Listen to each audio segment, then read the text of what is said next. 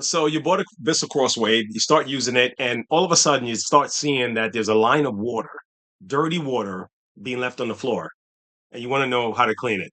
So stick around. I'll show you what to do.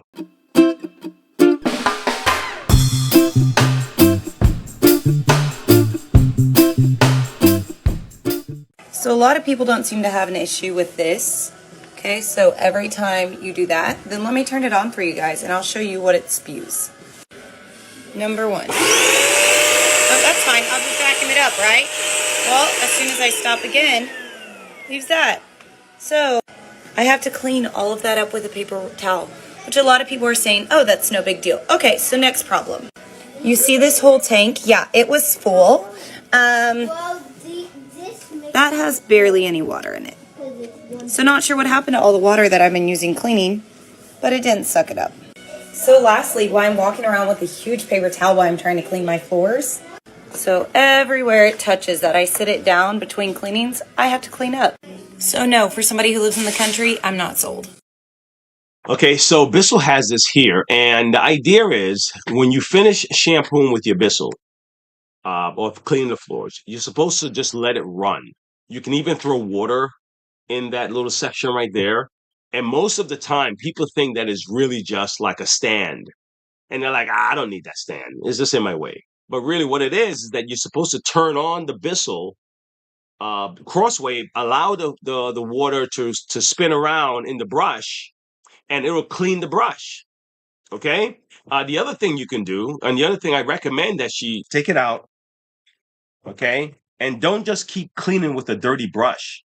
Okay, if the stand doesn't work, if the wash plate doesn't work, then just go out back and hose this down and you know kind of clean it out because it looks like her brush is dirty, and that's the problem. Okay, so that's the first part. All right, the second part, she said that the suction is not working. Okay, so the suction on the Bissell Crosswave has a lot to do with this filter right here.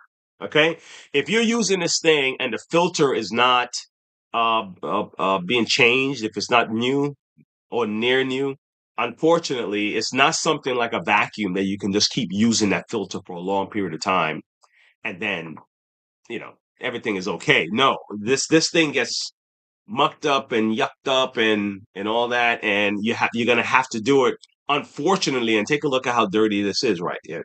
There's a lot of dirt that will get caked up in here, and it becomes like mud. Okay, so this is the problem, guys. That suction issue that she's having. This is the problem. Okay, there's no way around it. All right. As long as this is sealed off, as long as the this part is sealed off, like it's properly sealed, the suction's gonna work. As long as there's no clog in here. Okay? In this section here is not clogged up. Okay, the suction is gonna work. Okay. All right. The only thing that will block up your suction is when you have a filter. All right. So that's that. Hopefully that helps somebody. If you have one, these things, we have this on our site. So if anybody needs to buy a filter, they can just order one.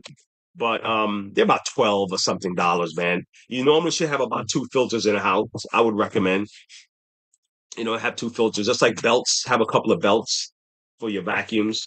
Don't just have the one vacuum belt, okay?